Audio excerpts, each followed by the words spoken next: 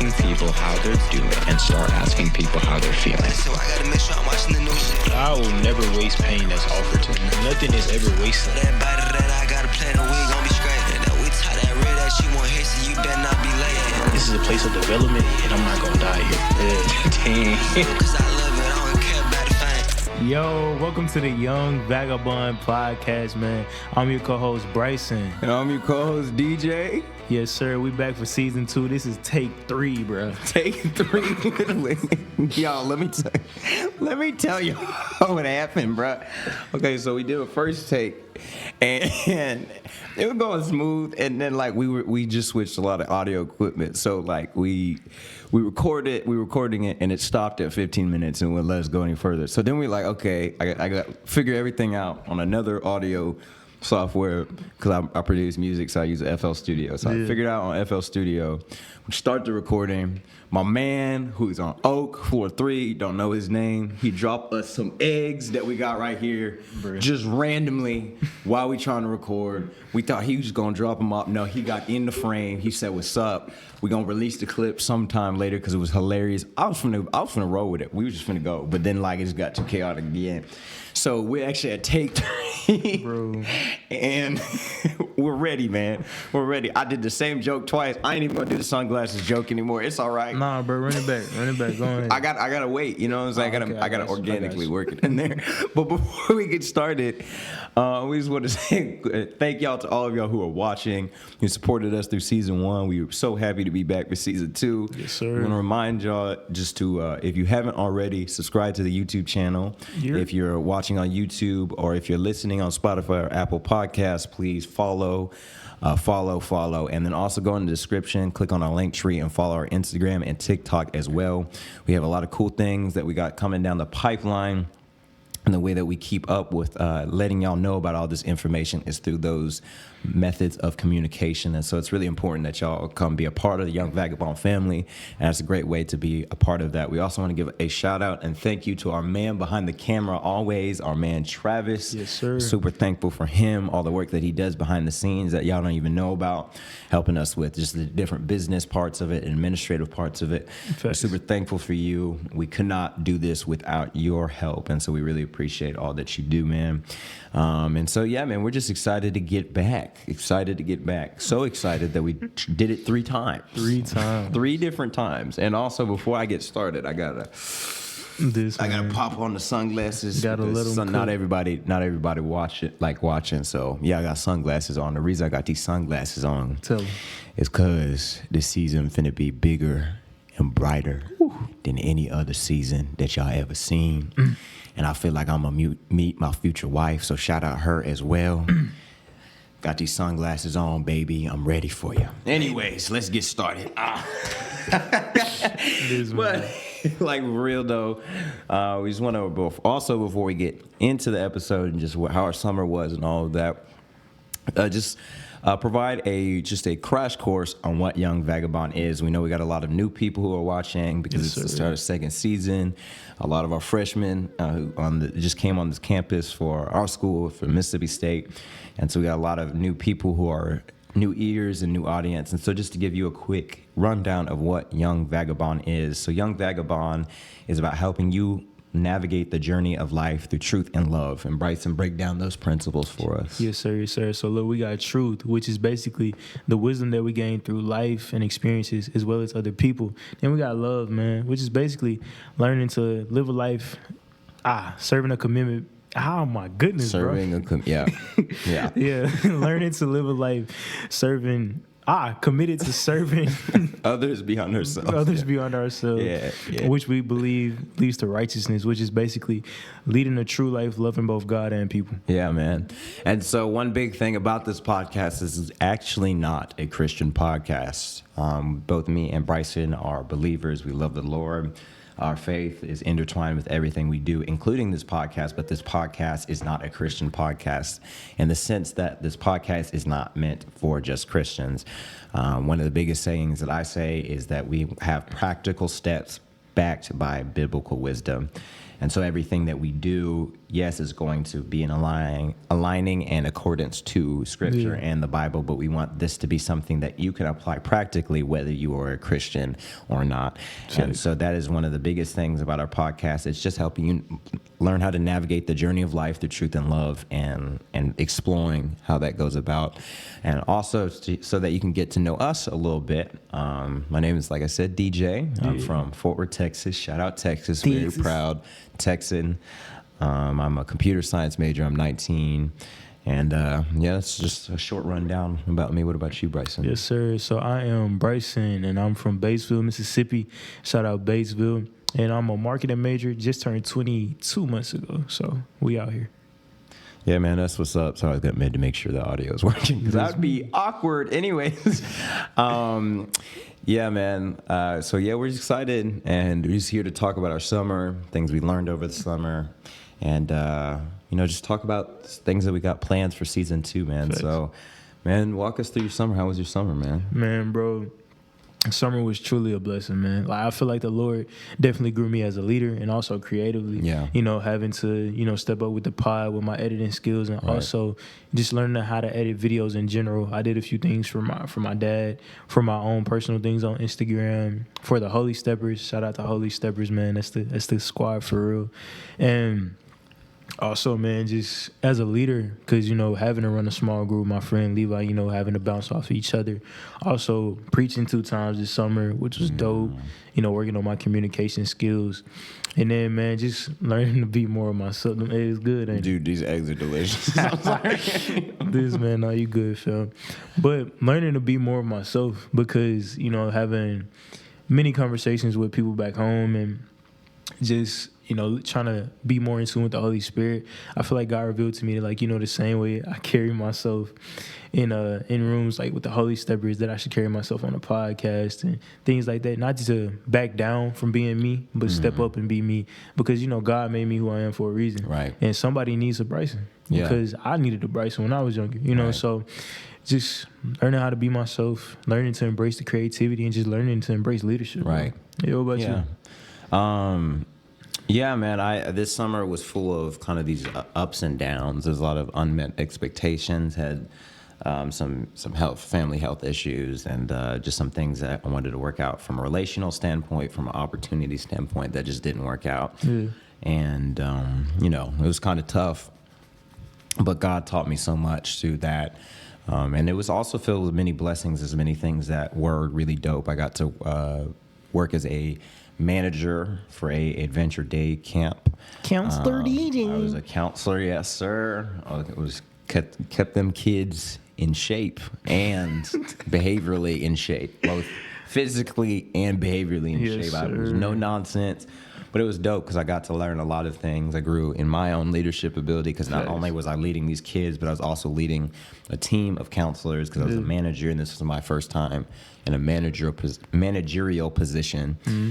And so it was really dope to be a part of that. I got to work with our buddy Lane Nolan as well. Shout out cool, 224. We got some real cool things on the way. Can't wait to reveal everything. Yes, it's so dope, man. It's so dope. Mm-hmm. And a little bit more on that later. But I got to work with him. We got to do a photo shoot down in Fort Worth. It was really cool. We had several people show out. It was just an awesome time of just getting to know each other and getting connected and stuff like that. And so, even though there was, just tough parts of the summer, it was a blessing. And just also getting to spend time with my family. Yeah. That was really, really awesome. And I wanted to speak on this thing, like the thing that I kind of peeped from what you were saying, that I didn't even peep when we did our first 2 takes. But just kind of this understanding of this loving your authentic self and kind of godly confidence that you kind of talked about. That, I like how you put it, that somebody needs a Bryson. Yeah. And that maybe not everyone needs Bryson, and that's okay. Mm-hmm. But knowing that, you have a purpose and that there's a godly, divine purpose in you, I think what makes confidence and arrogance different a lot. It's really hard. I don't know how people do it without, I don't understand it from me personally without faith, because there's a very difficult line to teeter between confidence and arrogance, and an even more difficult line to teeter between humility and insecurity, not feeling like you're enough. And it's tough. It's something that I still fight with today. But the reason, like, when your confidence is based out of something that is absolute, which, I believe that the Lord is absolute and not based on some talent that you have, some accomplishment or approval that you're getting, it allows you to be able to say, no matter what, I can stand on who I am, even if these other things are kind of faltering around me. Yeah. And not only can I stand on who I am, I cannot be cocky about it, because I know that I am who I am, not necessarily because of me, but because of who God is through me, and loving that authentic self. Facts. I think that's really dope. Facts, man. It's kind of like a pair of shoes. So you got sandals and then you got sneakers. Right. But one thing that shoes have in common, each shoe needs a person. Right. Every person needs some shoes. So the same way every person needs shoes, every person needs an example of what they could be. So one person might like sandals, one person might like sneakers. Right. So one person might gravitate towards you, one person might gravitate towards me, but that doesn't negate the fact that those both are still shoes. Yeah. You know what I'm saying? So, like, each person can be used in all different ways and all different facets and things like that. We just got to learn to embrace it. Right. And like you said, it can be a lot harder, a lot easier said than done. Yeah. Because having dealt with, the confidence versus arrogance thing, and having done with humility versus insecurity myself, I think back to the ideology of, like, false humility. Right. You know what I'm saying? Like, people will come and compliment me or something like that, and I deflect it. I won't receive it. But something that Verge kind of pointed out to me a long time ago is, like, bro, you gotta learn how to receive. When somebody tells you, hey, I like that shirt, you gotta be like, yo, thank you. I appreciate that. You don't have to be like, yo, I like your shirt too. Right. It's okay to say thank you. It's okay to receive those things. That doesn't make you an arrogant person. It just makes you someone who can receive. You know what I'm saying? And I think, like, man, walking through insecurity can be a tough thing, but in order for you to get through the light, in order for you to get to the light, you got to go through the dark. Right. Yeah.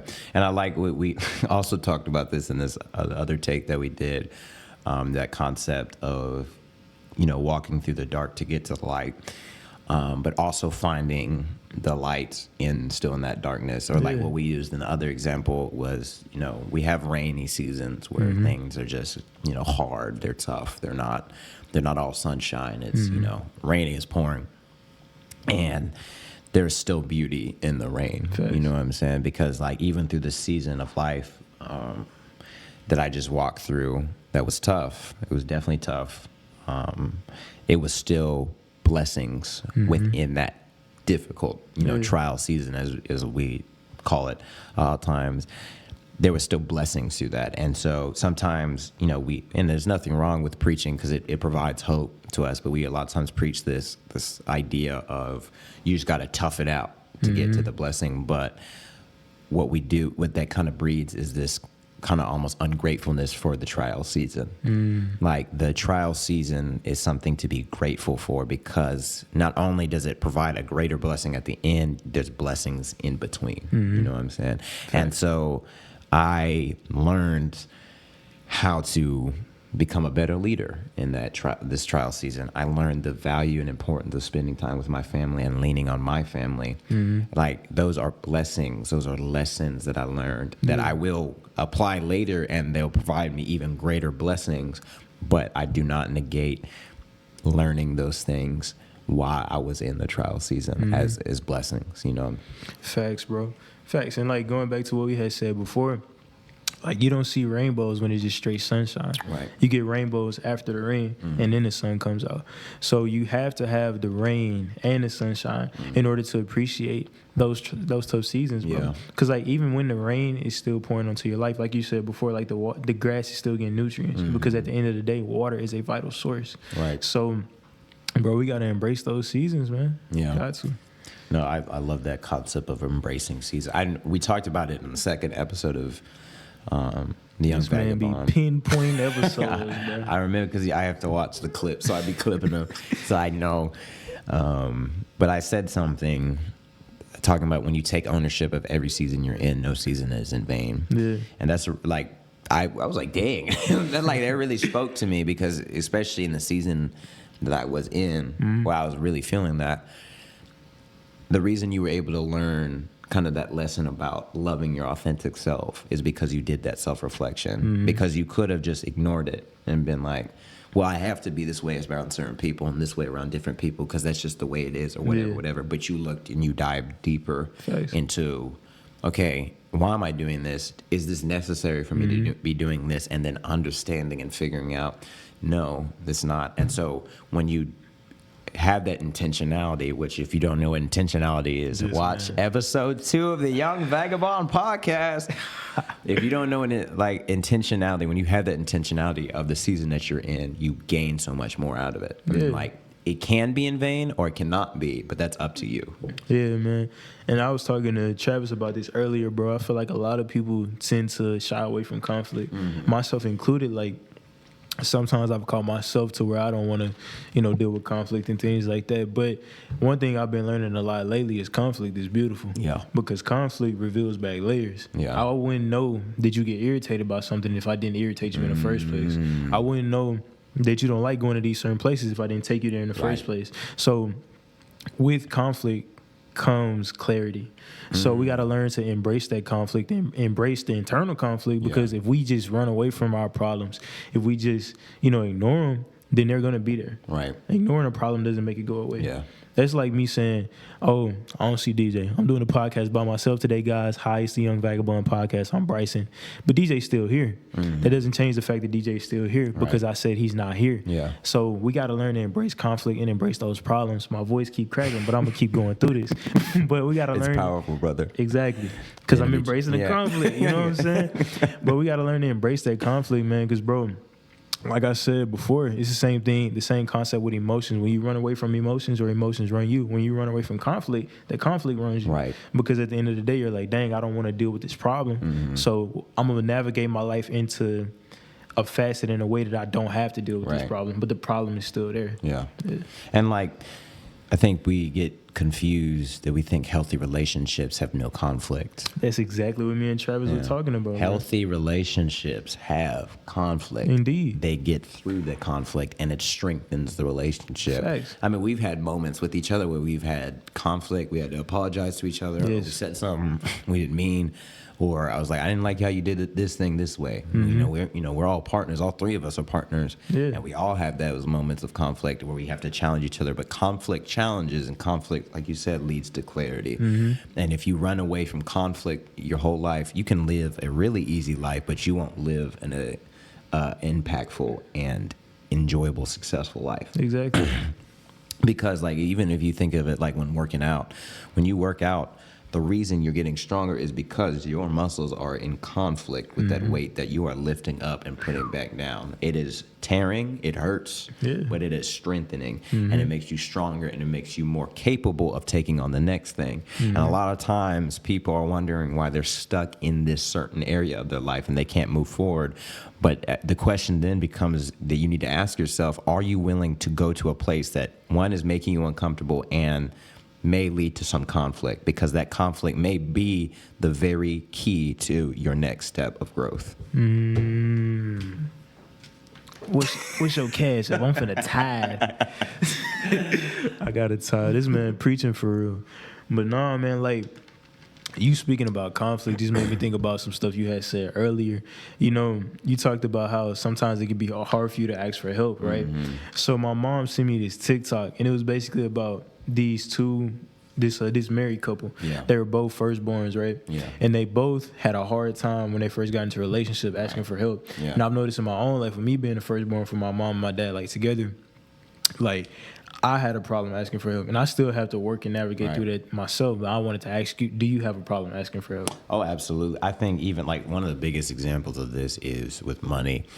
Recently, I had a tire. I just got some new tires. Like I'm talking like a week ago, I dropped like $400 on some tires. Roll up with my new car at school. I'm excited. I got a whip now. Like I'm driving. Like I'm driving that junk. A whole first year I was a passenger princess. I'm ready, bro, because I finally got my car. Yes, sir. I'm whipping it around. I drive to the union. We meet with our advisor Stuart for Chi Alpha. And I'm walking back. look at my car. They're a fat nail in it. I'm talking that nail huge. And I'm like, it'll be all right. Because I'm thinking I'm just going to get it patched up. Nope. It's in like I forget what it's called, but it's the something wall. Yeah. So I have to buy a new tire. After the tire I just bought a week ago. I'm talking literally not even a full week. And I bought it at a local tire shop. So I don't have the warranty I purchased on it is completely worthless. So like, I gotta buckle down. I gotta buy a new tire. And I had to call my dad and I was like, Dad, I don't have it. Like, I do not have this money to buy this tire. And I was in conflict with myself because I did not want to ask him for help. And my parents all the time are coming to me like, DJ, like, if you need help, like, ask. Same thing ask. for me, and bro. I have a very difficult time doing that. Thanks. Because a lot of times I feel like I'm burdensome or whatever personal things I have. But, you know, relating it to this idea of conflict that we're talking about, I was even in conflict with myself, but because I decided to push past it instead of run away from it, I got the help I need. I mean, like, I did not have that money. Like, it was like $100-something. I was like, Dad, we got to figure something out. But even then, now this conversation, it leads to a revelation because I was willing to push past that conflict. If I would have just been like, well, I could just transfer it out of my savings and I'll move some things around. You asked me that question, I'd probably been like, man, I don't know. You know, maybe not. Yeah. But pushing past conflict leads to that revelation. Facts. Because I feel like if we don't push past conflict, we, instead of asking, we start assuming. Just like you said. Just like you said, bro. You said automatically your brain goes to, I feel like a burden. I don't feel like I should get help because of this, that, and the third. But your dad is like, hey, DJ, all you had to do is ask. And I've even done it in my own, like, where I was like, yo, I need help. But I'm sitting here thinking, like, I don't want to, you know, put this on my mom, put this on my dad. And they're like, Bryson, like, we're your parents. Chill it. Yeah. But I'm, like, trying to learn myself. And I think sometimes we place way too high standards and parameters on ourselves that we end up blocking ourselves from help. Right. And we end up hurting ourselves more than we actually help. Yeah. Because you got to think about it. When we... Ooh, okay. So this revelation came to my mind the other day when I was talking to somebody. When we try to not ask for help, we do that because we feel like we're trying to help that person because we're trying to take on something by ourselves, right? Yeah. But in the long run, we end up not only not helping that person, but hurting ourselves more in the process and also adding more conflict on what was already on top of what we had going on. That's good. Yeah. That's because we're trying to overhelp in a situation where we're the ones that need the help, and they the ones that have the resources and access. Oh my God, that's good, bro. And like, oh my gosh, I'm gonna let that marinate for a second. But oh my, so cause like two things like that I thought of, like just two thoughts.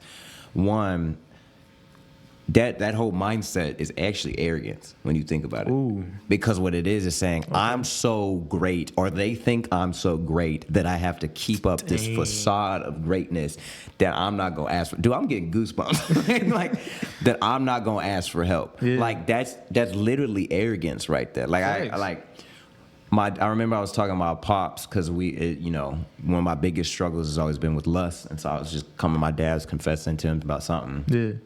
And he told me about this situation that he'd had with a friend, where he had also had to kind of like admit something that he had done, and his friend was like, you know, why didn't you tell me this sooner? And my dad was like, well, you know, I'm involved in this, and we're doing this, and I didn't want things to change, and like, will you think less of me? And the friend was literally like, man, you think too highly of yourself, or something like, I think you are too highly of yourself, or something like that. But basically what he was communicating is like, we have this arrogant attitude or this prideful attitude of thinking that we, in these other people's eyes, are so great that we have to keep up this facade of greatness. And so we sideline ourselves. We think it's humility, or we think we're being selfless, but what we're really being is prideful. Yes. You know what I'm saying? And so, like, that's the first thing that came to mind. And then also, I forgot what the other thing is. So I'm just going to stop right there. Let you guys go ahead. Nah, but the Holy Spirit be giving me like one-liners, bro. I feel like we choose reputation over realness. And the reason I said it is because even in my own life, I held myself to such a ridiculous standard. And like I touched on it before, even last season, talking about how hard I was on myself, right? And the reason I did that was because I felt like I didn't want nobody to see my flaws. Yeah. You know what I'm saying? But the thing about it is, how can I accept love? How can I have a relationship with people if they don't see my flaws? Right. Because if all they see is the good me that I put off, then they're not seeing the real me. Right. Because the real me is the Bryson that fumbled through the what's the name of that joint? When we did the explaining of the principles. Oh yeah. Yeah. That's the real me. Yeah. You know what I'm saying? Right.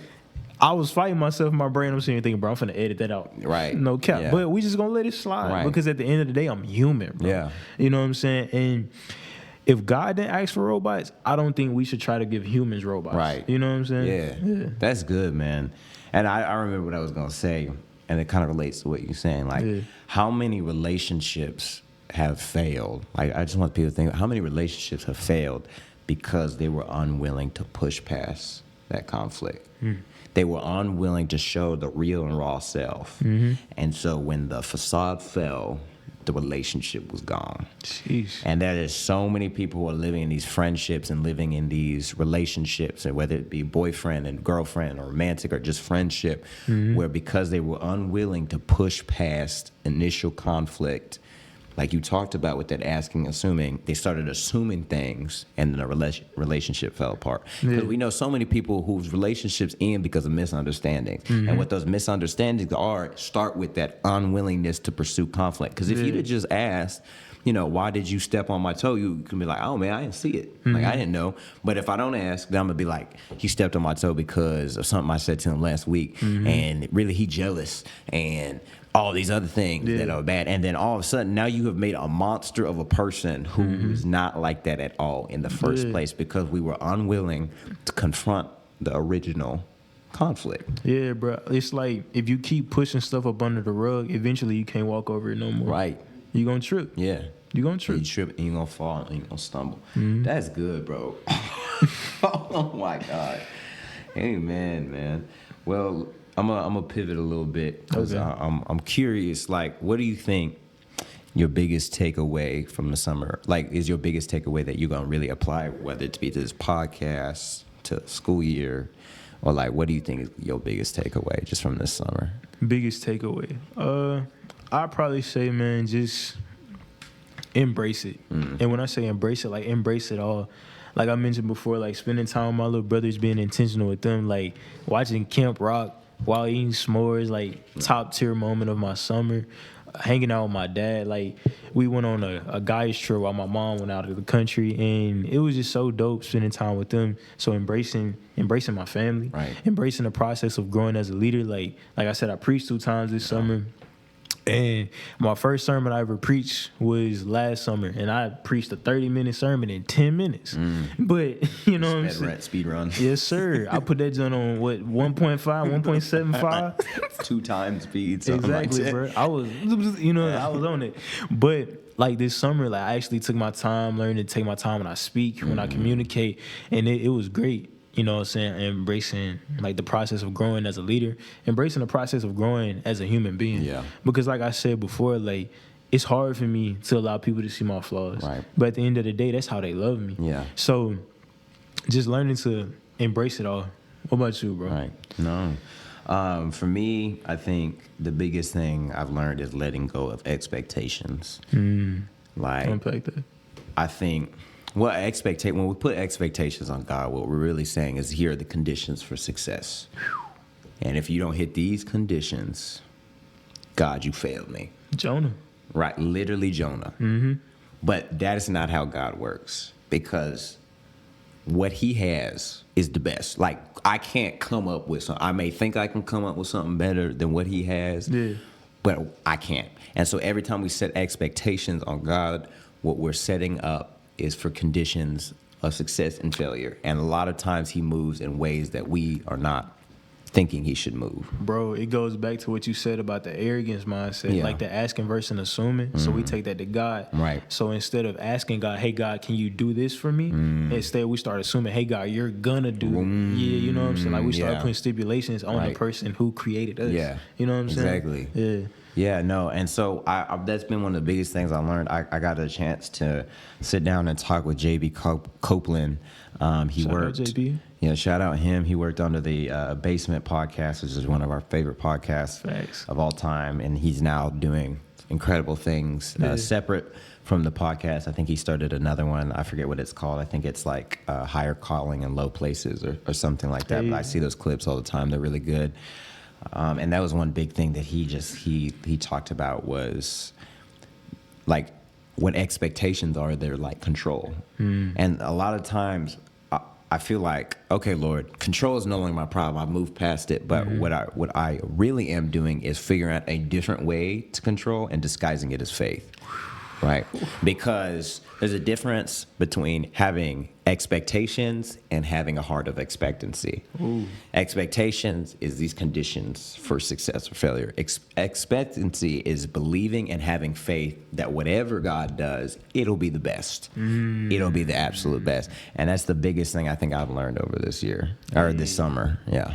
Hey, bro. Like I said before, that remind me of my favorite verse, man. Romans 8:28, and we know that all things work out for the good of those who love the Lord and are called according to His purpose. Like, bro, when I really tapped into that verse and just sat and thought about it, like, regardless of how things unfold, whether I like it or not, it's working out for my good. You know what I'm saying? Right. And like, it's going back to what you said, like having a heart of expectancy, like not saying, oh, this is gonna happen, more so as in, okay, this may happen, this may not happen, but I know either way it goes, it's gonna be all right. Right.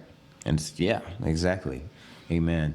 And so, like, I mean, even a practical example of this that happened over the summer, I got a job, like I said, as a camp counselor manager, counselor DJ. Counselor DJ.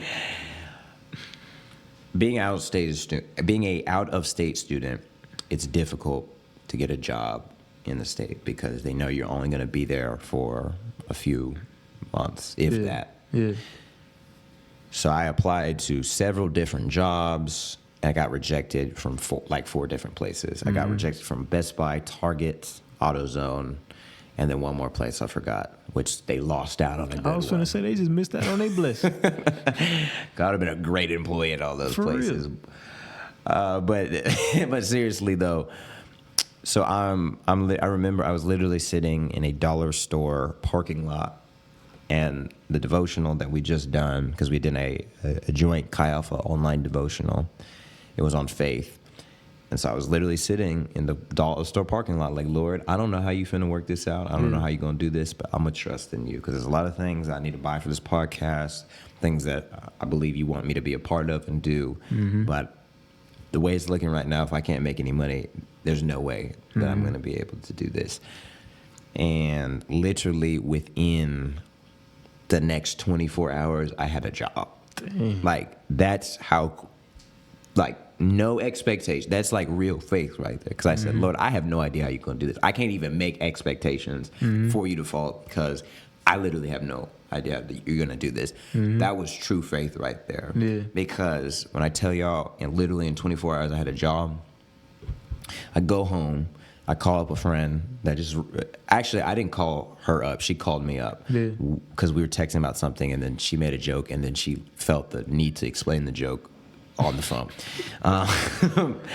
And so she calls me up, and we're just talking. I just let her know about just the job situation. And she's like, you should hit up a mutual friend of ours. She just got a job somewhere. And so I hit her up just jokingly, because I'm like, hey, see, you can get me a job. Why not? She's like, absolutely. Can you meet today? I'm like, sure, man. Like, let's get it going. We meet with this lady. She offers both of us. It was 4 of us in total. She offers all 4 of us a job. I get a job. But this is not even a crazy part. Okay. So I have the job. I'm thinking, great. I figure out which hours I'm going to work. 12 to 6. Those are the hours I wanted. Okay. I go on vacation. I get a text while I'm on vacation. Yo, would you like a manager position? Sheesh. I haven't even started working yet, and the Lord has now lined it up for me to get the exact pay I need to be able to do the exact things that I was hoping to do. Mm-hmm. And not only this, they needed me to work from 12 to 6 o'clock. Like the Lord knew what he was doing for real. And so that is true faith right there. Yes. I had no idea how it was going to work out, and God worked it out. Mm-hmm. And sometimes it plays out in a way where it's like this, like it's like, oh, this is perfect. This is what I wanted anyways. Yeah. Sometimes it doesn't play out that way, but regardless, you come to understand, and when you have that true faith, you come to realize that whether it works out in the way I'm expecting it to or not, true faith is no expectations, just expectancy. But it's preacher DJ today, man. We're coming with the fire. It's starting off season 2, man. I'm for real. I'm finna tithe, bro. No cap. No, but praise God, man. Praise God. It's really been, it was, like I said, ups and downs for sure, but blessings all still throughout. Yeah. So I'm thankful for it. Yeah, no, you definitely encouraged me with that story. Like, for real, like with the season I'm in right now, just, we're RAs now, bro. Like, whole different territory, whole different season, Right. new beginnings. And, bro, like, you really just encouraged me with that, like, no Right. cap. I appreciate you. Oh, love you, Brody. I love you. I love you, fam. No cap. Got this Sprite in my hand. But hey, man. Gosh, he's cool. Gosh. We got a lot of cool things also down the pipeline as well, man. I also want to talk about this idea that I've been workshopping with our friend Lane Nolan over by 224, and just kind of talk about this photo shoot that happened.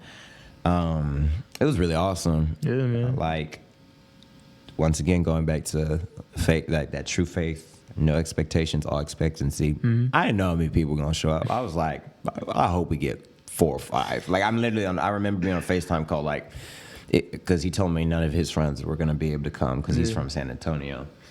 And I was like, well, it may just be us 2 there, Lane. I'm not going to lie to you. I don't know. But once again, literally within that 24 hours, I had like 4 people texting me. Hey. And then I had people showing up. I had no idea they were coming. And they just showed up. And so we had like 8 people there. It was awesome. When I tell you it was awesome, it just went smoothly. All the locations I picked, there wasn't like, that Murphy's Law, everything that can go wrong will go wrong. It paused for that day because we got to the place we needed to be. No one was griping about, hey, y'all can't take pictures here or complain. We even had like the security guard of the building that we were taking pictures at come out. He was like, oh, yeah, y'all can keep going. Most of the time nobody's over here, so I was just checking to make sure. Hey. And so he was chill about it. We go over there, we take these pictures. If you follow me on Instagram, which is DJ Hardy 04, if you want to follow me. Follow that man as he follows Christ. No cap. The pictures are awesome. They're incredible. Fire. Everybody loved it. We all had a good time. We found a location that I didn't even pick out. It just was there, and we went up there. It was dope. My friends, they were all like, let us know when this is happening again. We want to be a part of this. This is awesome. Mm-hmm. And I got to meet, Lane in person for the first time. Yeah. He passed on some really dope merch that we're really excited to show y'all, man. Like, I can't wait. Y'all ain't ready. Like, oh, man, we getting something worked out administratively and businessly. But, like, once it's ready, bro, y'all not ready, bro, because it's so tough. It is so tough, bro. But that was dope, getting to meet him, getting to just try on these different pieces that he had been working on. And it was just awesome. And it was part of this bigger idea that all 4 of us have been workshopping. Yeah. This idea of we call it the Culture Initiative right now. Mm-hmm. And this idea of basically building a organization and a network of people who could all connect with each other, whether you're a videographer and you need some actors, and that Culture Initiative can provide a space where y'all can both come together, get to know each other, and provide each other's talents. Or if you're a musician and somebody's working in a movie and they need music for that. Just art is such a powerful thing. And if you know anything about me, you know that one of my biggest passions is culture. I love all things culture. Yeah. Whether it's music, art, podcast, anything that pushes and drives culture, I love it. I want to be a part of it. Yeah. And especially as a believer, I want to be a part of it because I want to push a culture that is more God-honoring. And so really that's what this idea of a culture initiative is connecting creators together to create stuff that ultimately brings glory to God and pushes culture and drives culture in a more God-fearing direction. Yeah. And then, that looks different for individual people. And, not everybody agrees on the meaning of God-fearing, but I think most of the time we can agree on the general principles of Jesus, of loving other people, living life selflessly. And we can look at our modern culture and how it glorifies self, how it is all about you, even if you have to take advantage of other people. And most people can agree that the state of our culture is not where we want it to be. Whatever political side you're on, whatever anything, you for the most part don't probably like the state of culture the state that culture is in. And so how do we change that and create a new and more beautiful culture? And so what the Culture Initiative gets to be is creating that environment, those spaces, and that network of people to drive creativity, to drive connection and creating art and beautiful pieces and collaboration together with the ultimate purpose of bringing glory to God and creating and driving a more God-fearing culture. Yeah. And so getting to be a part of that was awesome. Doing that photo shoot was awesome, and it was just an incredible experience. Yeah, man. Like hearing your heart and passion behind it is so dope, bro. It makes me think about like there's liberty in creativity. Like there's freedom in creativity because, like we talked about before, like because you have somebody who has walked the path that you want to walk, like you get to have an example of how you can navigate life. Right. And with people like us, people like, Lane, who are trying to fill in these spaces, fill in these gaps with art that is pushing a God honoring message. Like that is, taking a staple in a culture that's, pushing other things. Right. And is pushing positivity in the midst of stuff that's pushing darkness. Right. And I think that's pretty dope because it's just like, it's showing, man, that in a world of darkness, there is light. Right. And we can be that light. Yeah. You know what I'm saying? And I think our generation, we get labeled constantly as the godless generation that, they're all leaving the church and all. And, some of that is correct and some of that's true. And some of that is the church's own fault. It's Christians' own fault of some of the culture Christianity that we do have is so antithetical to the actual gospel. It's very hateful. It's very all these different things, and sometimes it's just cheesy. But that's neither here nor there. But it's really cool to be a part of an organization and this idea where it is people who are like-minded and getting to see that it is not all, we're not all godless. We're not all this one way, because when you push that message, it oftentimes make people feel alone. And even just with school starting back up and me getting to know a lot of these freshmen are under this impression that they can't live for God because they're going to be lonely. They're going to be the only one. And so it's really been dope to be a part of telling them, yo, not only are you not the only one, you can be pretty cool and live righteously for Christ. Like we having a great time. And we cool as a mug. And we cool as a mug. Like, I say this humbly, but like the Lord has blessed me. I've gotten to know a lot of people, and a lot of people do know me around the campus. And I've never had to sacrifice myself one time. I didn't have to go get drunk at one party. I didn't have to show out and act a fool at any event. Well, I do be acting a fool, but like a holy fool. A holy fool, fam. But even then, God has blessed me with influence over people. Like we went to this cookout, and I don't a lot of times peep it, but until other people pointed out to me how like many people I knew at the cookout and greeted and all of that stuff. People who are in different friend groups and stuff like that. And I don't say that to brag about myself, but to say God has blessed me with influence. God has blessed me with success. And I was able to stay on the path of righteousness. And, I teeter off here and there every once in a while, but my heart was always about pleasing the Lord.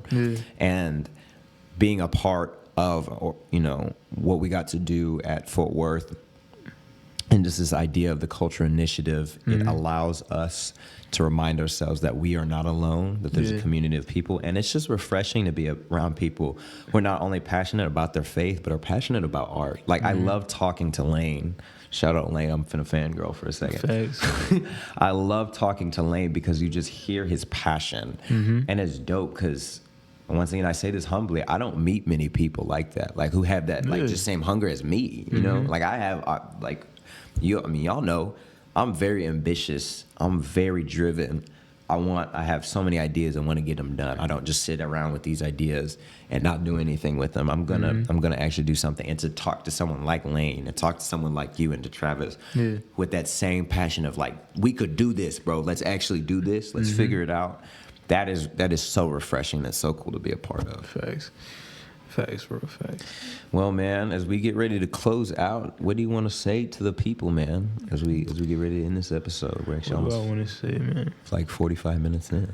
45 minutes? Yeah, we sure are. Oh, so we got time. We got a little time. If you want to bring something else up, we could do that. But I'm gonna just say this little sound bite real quick. So, as you were talking about like creativity and you being able to fit in all those different spaces, bro, it just makes me think about this sermon I heard at this summer camp me and Travis went to, and the pastor was talking about Peter and his first interaction with Jesus, and when Peter found out who Jesus was, he was like, nah, bro, like, you got to get away from me. Like, I'm an unholy man. You don't need to be around me. But Jesus basically took Peter, walked him through life, and then Peter came back to that same place that he was from. And the pastor related it to this. Like, Peter was an exit sign to the people who were living the life that he used to live. So God created you because you're an exit sign to people. Like, people need a DJ. People need a Travis. People need a Bryson. And the way that you're trying to infuse art into that, you're trying to infuse your daily life by walking out, just being intentional with the interactions. I think that's so dope because, like we mentioned before, one event could help somebody break a generational curse. Right. One event could stop somebody from creating a generational curse. So one person could stop a whole thing, a lot of things, you know what I'm saying? And I think it's so dope that we get to be walking exit signs to people just by being ourselves and being who God called us to be. And like, y'all, Bryson was an exit sign for me. Like, literally, when I got to campus, I didn't know nobody. I could go do whatever I want. If I wanted to be wilding, answering booty calls, I could have done that. I literally could have been on that timing, but need me a Bible study, fatty. God knew exactly who I needed in the form of Bryson. And I remember being at this event on the drill field. I was with my roommate at the time, and he was about to go to a party. Shout out my roommate. I love my roommate. We just do different things with our lives. But I was about to go with him to a party, and I was talking to Bryson, who I did not know this man at this time. I was just like, yo, yeah, we finna go to this party. I don't really want to go, but I'm just finna go. Yeah. I was in a vulnerable spot where my desperation to find community and find friends could have led to a place of compromise. Where I would have been willing to compromise my values, compromise whatever, just to fit in or to be a part of something, just because I was so lonely. It was a difficult time. But Bryson was that exit sign that helped me understand, no, you can do this and you can do it righteously. Like, you can be a part of a community and you can do it righteously. And I remember Bryson was like, yo, let me get your number. And just from that interaction, let me get your number. I'm going to church tomorrow. You should come with. Just that. He didn't tell me, no, don't go to that party. He didn't say stop. He went about his business. But just because of that, a little interaction right there, it stopped me from going to that party. And I'm not saying if I would have went to that party, I would have gotten drunk and done all these crazy things and stuff like that. I probably wouldn't have, but it would have kept me down that path where that could end up leading into that place of compromise of my personal values, whatever you do, But for me personally, I didn't want to compromise those values. But because of that interaction, that was the exit sign for me that now allowed me to start this podcast. Because if I would have gone down that road, this podcast wouldn't exist. You're right. In fact, a lot of the things that I get to do now, from the organizations I'm a part of to being an RA and all of that, would have not happened if I had kept going down that path. Because my focus would have been completely different. Like, I wouldn't have the focus of, trying to achieve something and trying to have good grades. Like, my focus would have teetered off into something different. And because that didn't happen, because you provided that exit sign for me, we are here today. Like that's literally how powerful, like, your testimony, you just being an exit sign from another person, like, you can literally change a life. And now, because you changed my life, I get to go out and I get to speak and I get to impact other people and change their lives. So, man.